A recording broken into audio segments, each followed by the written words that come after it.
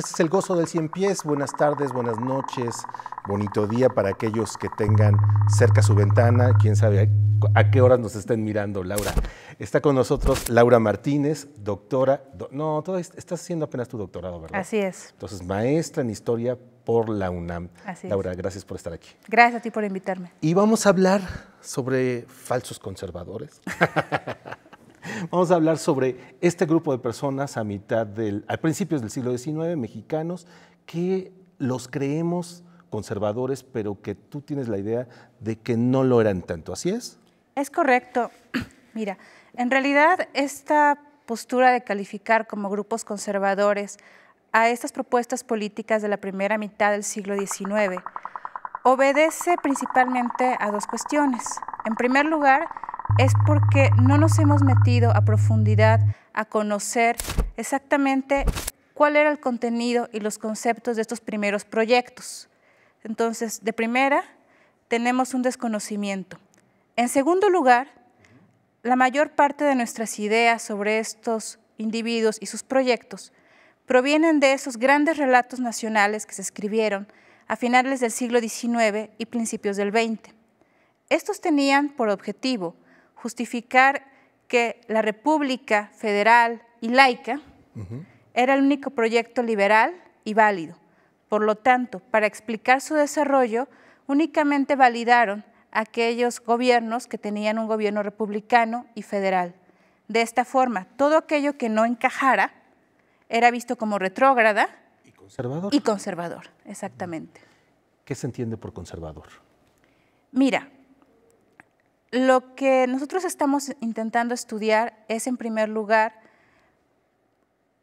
buscar si existe la palabra conservador en esta primera mitad del siglo XIX.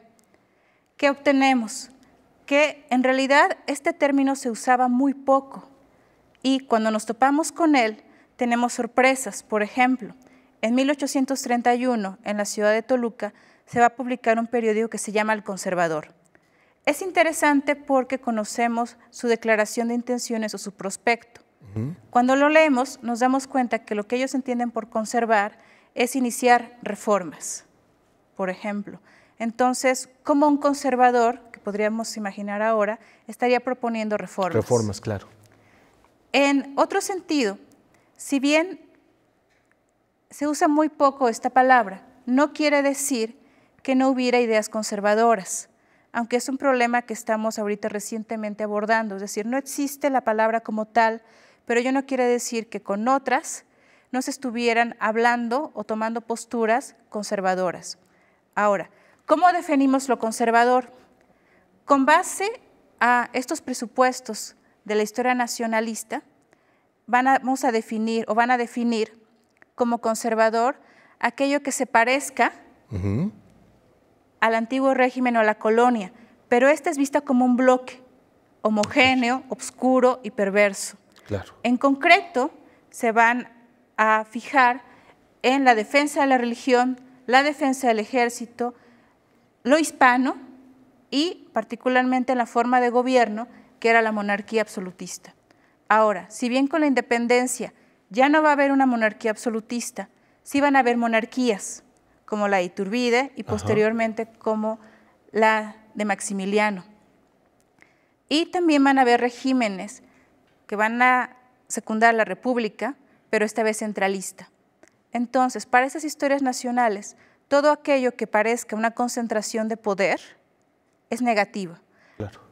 El problema es que cuando nosotros nos acercamos a estudiar, observamos que estas monarquías, la de Iturbide, por ejemplo, va a ser una monarquía constitucional. ¿Qué quiere decir con ello? Que va a abrazar principios liberales elementales, como es la división de poderes, y que va a llamar a un congreso, cuya principal tarea era elaborar la constitución del imperio. Es decir, el imperio de Iturbide va a estar anclado en bases liberales, aunque sea una monarquía. Antes de llegar a Iturbide, me dices, conservador se entiende la defensa de la religión, la defensa, digamos, del rey. ¿Por qué no le llamamos conservador al cura Hidalgo si en el famoso Grito de Dolores habló en favor de Felipe VI y tenía en su estandarte, o se dice que tenía en su estandarte, una virgen.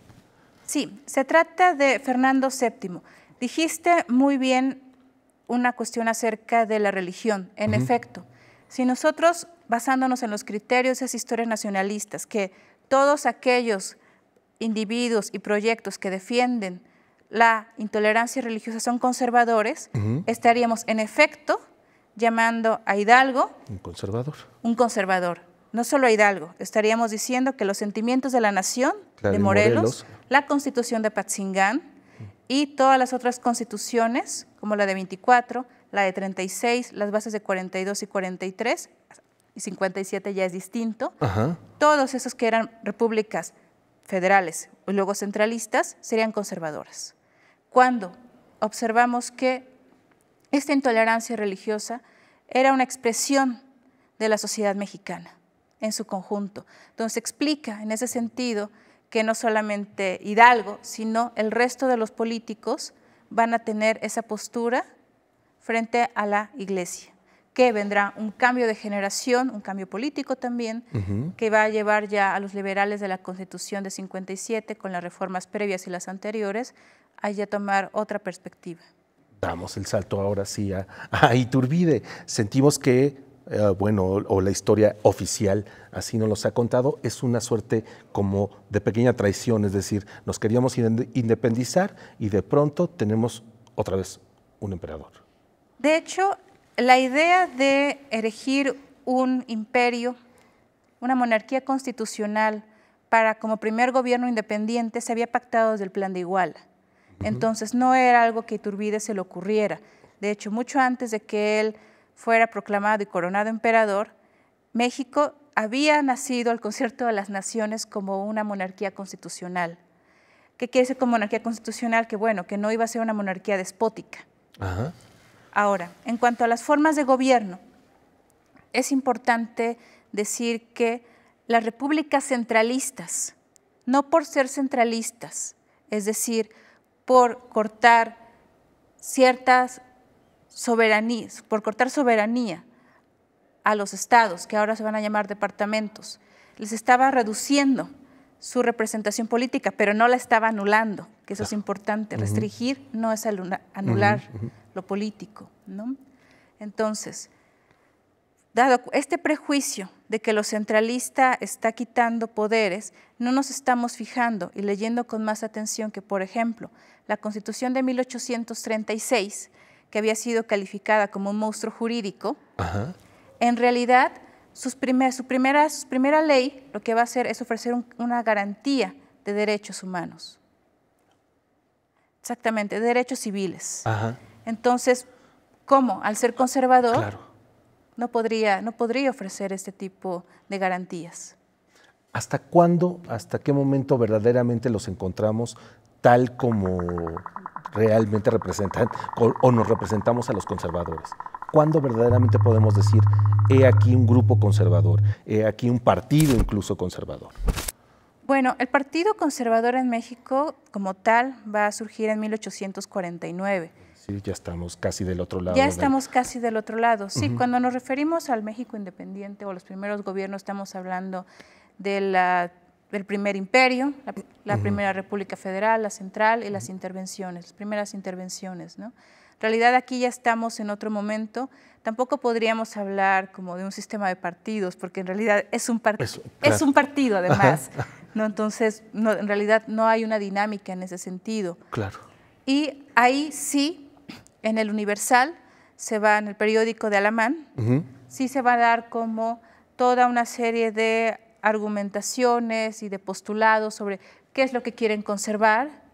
Ahí sí vamos a tener explícitamente, bueno, la defensa de la religión, que en realidad había estado presente tanto en todos los proyectos anteriores, ¿no? Liberales. Pero es algo que ellos iban a tener ya de frente a esta nueva generación, sacar, digamos, ese estandarte, esa definición. Por último, ¿cómo afecta, digamos, esta nueva visión en la que tú estás trabajando de no todos eran tan conservadores?